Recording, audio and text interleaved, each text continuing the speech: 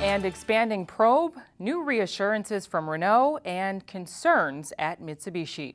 Hello on this Tuesday. I'm China Haley. Tom is on assignment.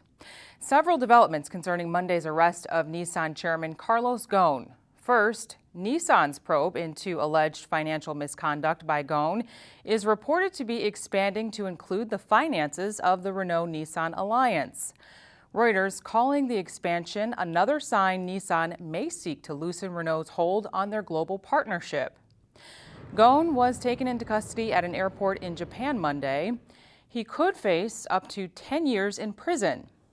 The alleged misconduct includes underreporting of his compensation and personal use of company assets. Besides chairing Nissan, Ghosn chairs the alliance, which also includes Mitsubishi. He's also CEO of Renault.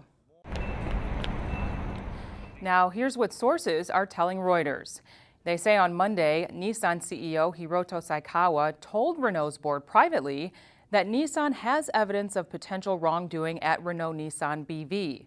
That's the Dutch venture that oversees alliance operations under the ultimate control of Renault.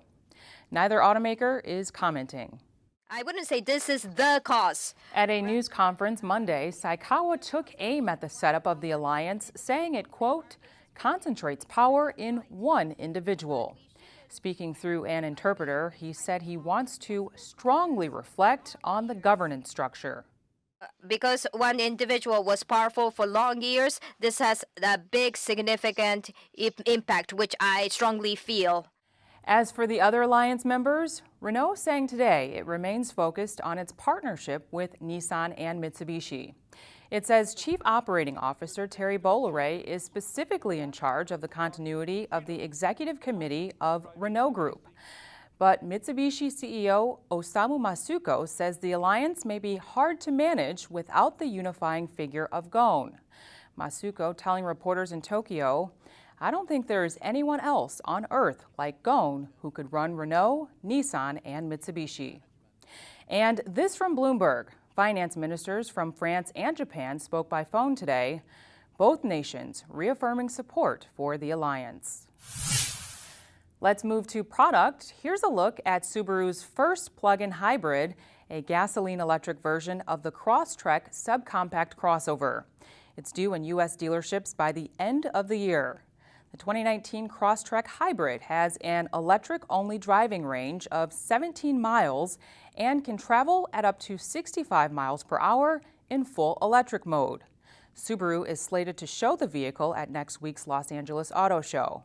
Our Tom Warbeck and Jennifer Vong will be on site in LA, bringing you highlights from this and many other reveals. Looking for great deals on a new Honda?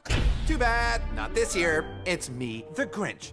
He's known as the Grinch who stole Christmas, but you can call him the Grinch who stole the annual Happy Honda Days sales campaign. No decorations, no deals, no donuts, no surprisingly comfortable chairs. That's right. The Grinch says the event is just way too happy. In fact, he's calling it Unhappy Honda Days. Hey everybody, it's the Grinch. Again. I had a change of heart. So I've returned everything I stole. All the Hondas, all the trimmings, even the donuts. Hope that makes you happy. But it's not long before the cave-dwelling Grump has a change of heart. The ad's part of Honda's partnership with Universal Pictures and Illumination Entertainment for the movie Dr. Seuss's The Grinch, which is now in theaters. If you are attending the NADA Show 2019 in San Francisco in January, why not swing by the Automotive News Retail Forum? The event takes place January 24th at the Intercontinental San Francisco. That's when we'll explore the future of retail with several dealers, including Maruni USA CEO Mike Maruni, Serra Automotive President Joe Serra, and Prime Automotive Group boss David Rosenberg. To register, visit autonews.com/retailforum.